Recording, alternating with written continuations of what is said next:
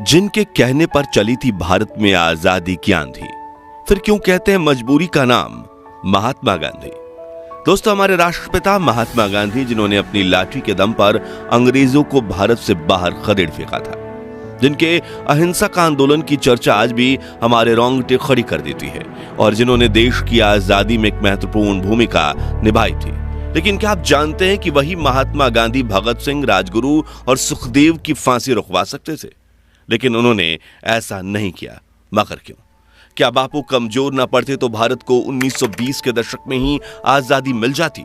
और क्या वाकई में बापू ने बंटवारे के दौरान अनशन करके पाकिस्तान को 55 करोड़ रुपए दिलवाए थे, जिसका इस्तेमाल उसने कश्मीर में भारत पर ही हमला करने के लिए किया था? जानेंगे गांधी बापू से जुड़ी कुछ अनसुनी कहानियां। आज के इस दिलचस्प वीडियो में पता लगाएंगे कि क्यों कहा जाता है मजबूरी का नाम महात्मा गांधी। लेकिन उससे पहले हर भारतीय वीडियो को लाइक करके कमेंट में जय हिंद जरूर लिखे। दोस्तों, गांधी जी की मजबूरी से जुड़ी पहली कहानी की शुरुआत होती है सन 1800 के दौर से, जब दादा अब्दुल्लाह नाम के गुजराती व्यापारी नटाल में जाकर बस गए थे। लेकिन उनका बिजनेस में काफी लॉस हुआ था और कोर्ट केस लड़ने के लिए कोई भी वकील नहीं मिल रहा था। तब उन्होंने महात्मा गांधी को दक्षिण अफ्रीका आकर उनका केस लड़ने के लिए कहा। अब गांधी जी के पास भी भारत में कुछ खास काम नहीं था, इसलिए सन 1890 में वो साउथ अफ्रीका चले गए। इस दौरान जब वो ट्रेन में सफर कर रहे थे तो उनके पास फर्स्ट क्लास की टिकट थी, लेकिन उस वक्त फर्स्ट क्लास में सिर्फ गोरे लोगों को ही बैठने की परमिशन थी। इसलिए टीसी ने गांधी जी को अपमानित करते हुए थर्ड क्लास कंपार्टमेंट में जाने के लिए कहा। लेकिन गांधी जी अपनी जिद पर अड़े रहे कि मेरे पास तो फर्स्ट क्लास की टिकट है। जो सुनकर ट्रेन में सवार अंग्रेजों को गुस्सा आ गया और उन्होंने अगले स्टेशन पर गांधी जी की पिटाई करते हुए उन्हें फर्स्ट क्लास कंपार्टमेंट से बाहर फेंक दिया। उन्हें काफी बुरा लगा, लेकिन उन्होंने इस अपमान को चुपचाप सह लिया। फिर जब वो दादा अब्दुल्लाह का केस लड़ने कोर्ट में पहुंचे तो जज ने भी उनके पहनावे को अपमानित करते हुए कहा कि तुम अपनी पगड़ी उतार दो, वरना कोर्ट से बाहर निकल जाओ। गांधी जी ने इस अपमान को भी सहा, लेकिन कुछ नहीं बोले, क्योंकि एक तो उनके पास दक्षिण अफ्रीका में गुजारा करने के लिए पैसे नहीं थे, और दूसरा उन्होंने दादा अब्दुल्लाह को 1 साल काम करने का वचन दे दिया था। अब ये गांधी जी की मजबूरी थी या सहन शक्ति, इस बारे में अपनी राय हमें कमेंट्स में जरूर बताइए। खैर, अगले 1 साल तक उन्होंने साउथ अफ्रीका में भारतीयों और अश्वेतों के साथ हो रहे अत्याचारों को करीब से देखा, और सन 1894 में उन्होंने अंग्रेज सरकार के सामने मोर्चा खोल दिया और नटाल इंडियन कांग्रेस नाम के संगठन की स्थापना की, जिसका उद्देश्य भारतीयों और अश्वेतों को मतदान करने का अधिकार दिलाना था।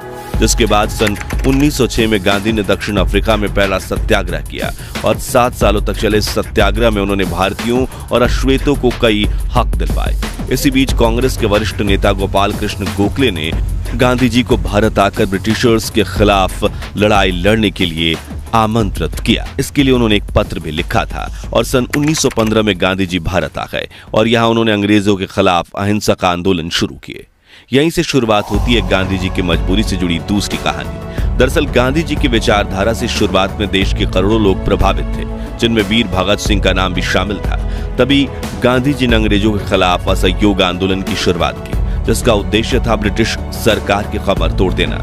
जिसके लिए गांधी जी ने कहा कि समग्र भारत अंग्रेजों का सहकार करना बंद कर दे, मजदूर फैक्ट्री में जाकर काम करना छोड़ दीजिए, रेलवे ट्रैक्स बिछाना बंद कर दीजिए, अंग्रेजी कपड़े खरीदने के बजाय खुद चरखा चलाकर अपने कपड़े बनाइए, ब्रिटिश उत्पादों का खुलकर बहिष्कार कीजिए और स्वदेशी वस्तुओं का इस्तेमाल कीजिए। अगले 2 सालों तक यह आंदोलन जोरों शोरों से चला। करोड़ों देशवासियों ने इस मूवमेंट में बढ़ चढ़कर हिस्सा लिया, और ब्रिटिश सरकार पूरी तरह से कंगाल हो चुकी थी, जिससे बौखलाते हुए ब्रिटिशर्स ने अहिंसा से आंदोलन कर रहे भारतीयों के खिलाफ हिंसक कदम उठाना शुरू कर दिए। पुलिस ऑफिसर्स लाठीचार्ज करने लगे और निर्दोष लोगों को कोल्ड ब्लड में मौत के घाट उतारने लगे थे। लेकिन गांधी जी पर भरोसा दिखाते हुए देशवासी सब कुछ सहते रहे। मगर फिर आया 4 फरवरी 1922 का दिन, जब उत्तर प्रदेश में गोरखपुर के पास चौरी चौरा कस्बे में प्रोटेस्ट कर रहे क्रांतिकारियों के सब्र का बांध टूट गया। दरअसल वहां ब्रिटिश प्रोटेस्ट कर रहे क्रांतिकारियों को मार रहे थे और उनके खिलाफ हिंसक कार्रवाई करने लगे, जिसके बाद क्रांतिकारियों ने एक पुलिस स्टेशन में आग लगा दी, जिससे वहां छिपे 22 पुलिसकर्मी जिंदा जलकर मर गए। अब भले ही वो पुलिस ऑफिसर्स ब्रिटिश सरकार के लिए काम करते थे, लेकिन असल में वे सभी भारतीय थे, जिससे गांधी जी को बड़ा झटका लगा। और उसके बाद से वो परेशान रहने लगे, जिसके बाद उन्होंने ये कहते हुए असहयोग आंदोलन पर रोक लगा दी कि अगर किसी ने आपकी आंख फोड़ी और आप उनकी आंख फोड़ोगे तो पूरी दुनिया अंधी हो जाएगी। अब ये कदम उठाना जरूरी था या फिर गांधी जी एक बार फिर मजबूर हो गए थे? ये जवाब हम नहीं देंगे, बल्कि आप हमें कमेंट्स में बताइए। हालांकि उस वक्त गांधी जी के इस फैसले से देश के करोड़ों देशवासी नाराज हुए थे, यहां तक कि गांधी जी को अपना पिता मानने वाले जमनालाल बजाज, जो गांधी जी के आंदोलन को फंडिंग देते थे, उन्होंने भी खादी, चरखा उद्योग, स्वदेशी स्कूल, कॉलेज और बाकी चीजें बनाने में काफी पैसा खर्च किया था, वो सब भी बंद हो गया, जिससे उन्हें भी गहरा झटका लगा। और तो और वीर भगत सिंह, जो असहयोग आंदोलन में गांधी जी का बढ़ चढ़कर साथ दे रहे थे, उनका भी गांधी जी और अहिंसा से भरोसा उठ गया और इसी वजह से उन्होंने आजादी के लिए हिंसा का मार्ग चुनने का निर्णय लिया। और यहीं से शुरू होती है गांधी जी की मजबूरी की तीसरी कहानी, जिसे लेकर इतिहासकारों का कहना है कि गांधी जी भगत सिंह की फांसी रुकवा सकते थे, लेकिन उन्होंने ऐसा नहीं किया। दरअसल सन 1930 में अंग्रेजों ने नमक पर 2400% टैक्स लगा दिया था, जिसके खिलाफ गांधी जी ने दांडी सत्याग्रह छेड़ दिया, जिसमें अहमदाबाद के साबरमती आश्रम से दांडी यानी कि आज के नवसारी तक उन्होंने 78 साथियों के साथ पैदल यात्रा शुरू की। 387 किलोमीटर की अहिंसक यात्रा में गांधी जी के साथ हजारों लोग जुड़ने लगे और भीड़ इतनी बढ़ गई कि काबू करना नामुमकिन हो गया, जिससे तंग आकर अंग्रेजों ने इस आंदोलनकारियों पर लाठीचार्ज करते हुए पीटना शुरू कर दिया। गांधी जी ने भी मार खाई और उनके साथ हजारों क्रांतिकारियों ने भी, लेकिन वो चलते गए। जब गांधी जी का यह आंदोलन समग्र भारत में न फैल जाए, उसके डर से वायसराय लॉर्ड इरविन ने गांधी जी के साथ 60,000 भारतीयों को अरेस्ट करवा दिया।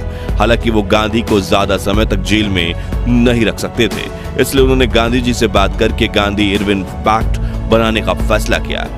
इस इरविन पैक्ट की वजह से भगत सिंह और उनके साथियों को फांसी हुई थी, मगर कैसे, वो जानने से पहले हमें यह समझना होगा कि आखिर गांधी जी और इरविन समझौता क्या था। इस समझौते में गांधी जी ने ब्रिटिश इरविन से ये कहा था कि जो भारतीय ब्रिटिश हुकूमत के खिलाफ अहिंसक आंदोलन कर रहे हैं, वो ना तो आपके खिलाफ लाठी उठा रहे हैं और ना ही हाथ, बस आपकी आवाज उठाकर बात आप तक पहुंचा रहे हैं, तो आप उन्हें गिरफ्तार मत कीजिए। और दांडी सत्याग्रह में भी जिन अहिंसक फ्रीडम फाइटर्स को गिरफ्तार किया गया, उन्हें छोड़ दीजिए। वायसराय इरविन ने कहा, ठीक है, लेकिन मैं भगत सिंह, राजगुरु और सुखदेव का क्या करूं? इन्होंने तो ऑफिसर्स जेपी सॉन्डर्स की हत्या की है। तब गांधी जी बोले, आपको जो ठीक लगे वो कीजिए। गांधी जी के इस रुखे फैसले की बात जब कांग्रेस के सामने आई, तब सुभाष चंद्र बोस समेत कई लोगों ने भी गांधी जी और इरविन के समझौते का विरोध किया। वे मानते थे कि अंग्रेज सरकार भगत सिंह की फांसी की सजा माफ नहीं कर सकती थी, तो समझौता करने की कोई जरूरत नहीं थी। वहीं करोड़ों देशवासियों ने भी भगत सिंह के बिना समझौते को स्वीकार करने के गांधी जी के समझौते का विरोध किया। तभी अपना पक्ष रखते हुए गांधी जी ने किताब स्वराज में लिखा, मैं जितने तरीकों से वायसराय को समझा सकता था, मैंने कोशिश की। मेरे पास समझाने की जितनी शक्ति थी, वो मैंने इस्तेमाल की। 23वीं तारीख की सुबह मैंने वायसराय को एक निजी पत्र लिखा, जिसमें मैंने अपनी पूरी आत्मा उड़ेल दी थी। हालांकि अगर हम इतिहासकारों की माने तो 23 मार्च 1931 के दिन वायसराय को चिट्ठी लिखने का कोई फायदा नहीं था, क्योंकि तब तक तो बहुत देर हो चुकी थी और शायद गांधी जी ने यह चिट्ठी सिर्फ अपने बचाव में लिखी थी ताकि देशवासी उनका साथ दें, बल्कि असल में वो वायसराय इरविन ने समझौते के वक्त गांधी जी को यह तक ऑफर दिया था कि अगर आप भगत सिंह से यह कमिटमेंट लेकर देते हैं कि वे ऐसी हरकत दोबारा नहीं करेंगे, तो मैं उन्हें छोड़ भी दूंगा या फिर सजा तो कम करवा ही दूंगा। लेकिन गांधी जी ने कहा कि मुझे नहीं पता कि वो भविष्य में बदलेंगे या नहीं, इसलिए मैं उनका साथ नहीं दूंगा और उनकी जिम्मेदारी नहीं लूंगा। ऐसे में कहीं ना कहीं भगत सिंह की फांसी के पीछे की वजह गांधी इरविन समझौते को भी माना जाता है। हालांकि ये कहना गलत नहीं होगा कि गांधी जी के कहने पर ही शायद वीर भगत सिंह अंग्रेजों के सामने बिल्कुल नहीं झुकते, क्योंकि उन्होंने खुद अपनी सजा माफी की अर्जी देने से इनकार कर दिया था और तब उनके पिता ने इसके लिए अर्जी लगाई तो उन्होंने बेहद कड़े शब्दों में पत्र लिखकर इसका जवाब दिया था। वहीं भगत सिंह, राजगुरु और सुखदेव के इस बलिदान ने ही करोड़ों देशवासियों में आजादी से लड़ने के लिए आग को जागृत किया, इसलिए उनका बलिदान तो व्यर्थ नहीं गया। खैर, क्या भगत सिंह का साथ ना देना गांधी जी का अहिंसा से जुड़े वसूलों के लिए जरूरी था, या फिर ब्रिटिशर्स के सामने एक बार झुकना उनकी मजबूरी थी? इस बारे में अपनी राय कमेंट्स में बताइए। अब गांधी जी को मजबूर और असहाय ठहराने वाली चौथी कहानी है भारत पाकिस्तान के बंटवारे की कहानी। तो जब अंग्रेज भारत से अपनी पकड़ खो रहे थे तब उन्होंने भारत को आजादी देने का फैसला किया ताकि भारतीयों के पैरों तले कुचलने के बजाय वो सही सलामत ब्रिटेन लौट सके। तभी मोहम्मद अली जिन्ना ने मुस्लिमों के लिए अलग देश की मांग कर दी, जो सुनकर गांधी जी को बड़ा झटका लगा। उन्होंने माउंटबेटन को समझाने की कोशिश करते हुए कहा कि तुम इंडिपेंडेंस देकर चले जाओ, हम बंटवारा का बाद में देख लेंगे। लेकिन अंग्रेज तो भारत के ऊपर अपनी खुन्नस निकालना चाहते थे, इसलिए उन्होंने कहा कि फैसला तो अभी होगा। तब गांधी जी ने जिन्ना को भी समझाने की कोशिश की, लेकिन जिन्ना नहीं माने, बल्कि उन्होंने तो कलकत्ता में हिंदू मुस्लिम दंगे शुरू करवा दिए, जिसमें 5,000 से 10,000 भारतीय मारे गए और इस घटना को ग्रेट कोलकाता किलिंग कहा जाता है। मगर इतना सब होने के बावजूद गांधी देश के टुकड़े नहीं होने देना चाहते थे, इसलिए उन्होंने जवाहरलाल नेहरू और सरदार पटेल से कहा कि बंटवारा मत होने दो, बल्कि हम जिन्ना को ही अखंड भारत का प्रधानमंत्री बना देते हैं। लेकिन नेहरू पटेल दोनों इसके खिलाफ थे, क्योंकि अगर जिन्ना प्रधानमंत्री बनते तो वो देश में बाकी जातियों के लोगों का जीना हराम कर देते। इसलिए पंडित नेहरू और सरदार पटेल को एक गुलामी से आजाद होकर दूसरी गुलामी के दौर में जाने का बिल्कुल मन नहीं था। तभी गांधी जी अपनी ही कांग्रेस पार्टी के नेताओं को मनाने के लिए कई बार अनशन पर बैठ गए थे, लेकिन इस बार नेहरू पटेल अड़े रहे और माउंटबेटन देश का बंटवारा करने में कामयाब हो गए। यहाँ गांधी जी की लीडरशिप कमजोर पड़ती हुई देखी गई थी।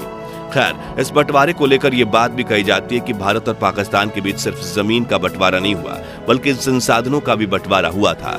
इसी वजह से तय किया गया कि बड़ा देश होने के नाते भारत पाकिस्तान को 75 करोड़ रुपए देगा। यह समझौता भारत और पाकिस्तान की सरकारों के बीच हुआ था। भारत ने पाकिस्तान को 20 करोड़ की पहली किस्त भी दे दी थी, लेकिन तभी पाकिस्तान ने कश्मीर पर हमला कर दिया, इसलिए भारत सरकार ने पाकिस्तान को दी जाने वाली दूसरी किस्त को रोक दिया। लेकिन माउंटबेटन भारत पर पाकिस्तान को बाकी पैसा देने के लिए दबाव डाल रहे थे। तभी गांधी जी ने सरकार के सामने पाकिस्तान को 55 करोड़ रुपए देने के लिए अनशन कर दिया। इसी वजह से भारत ने पाकिस्तान को पैसे दिए थे। हालांकि कुछ इतिहासकार कहते हैं कि गांधी जी उस वक्त सिर्फ हिंदू मुस्लिम दंगों के खिलाफ अनशन पर बैठे थे और गांधी के उपवास को खत्म करवाने के लिए बनाई गई समिति द्वारा गांधी जी को दिए गए आश्वासनों में पाकिस्तान को पैसे दिया जाना शामिल नहीं था। अब असल सच क्या है वो बात तो इतिहास के पन्नों में कहीं दफन है, लेकिन बंटवारे के दौर में गांधी जी को कई वरिष्ठ नेताओं ने मजबूर बापू कहा था। दोस्तों, आजादी के आंदोलनों में ऐसी कई घटनाएं हुई थी जिसमें गांधी जी के निर्णय कमजोर पड़ते दिखे थे। इसलिए आज भी कई विशेषज्ञ कहते हैं कि मजबूरी का नाम महात्मा गांधी। खैर, क्या महात्मा गांधी वाकई में मजबूर थे? और क्या गांधी जी की अनसुनी कहानियां सीरीज का आप पार्ट 2 देखना चाहते हैं? कमेंट्स में बताइए। वीडियो पसंद आई हो तो इसे लाइक शेयर करके 11,000 लाइक्स के लक्ष्य को हासिल करने में हमारी मदद कीजिए। महान भारत के इतिहास से जुड़े ऐसी रोमांचक वीडियोस के लिए हमारे चैनल को सब्सक्राइब करके पास वाली घंटी जरूर बजा दीजिए। जय हिंद, जय भारत।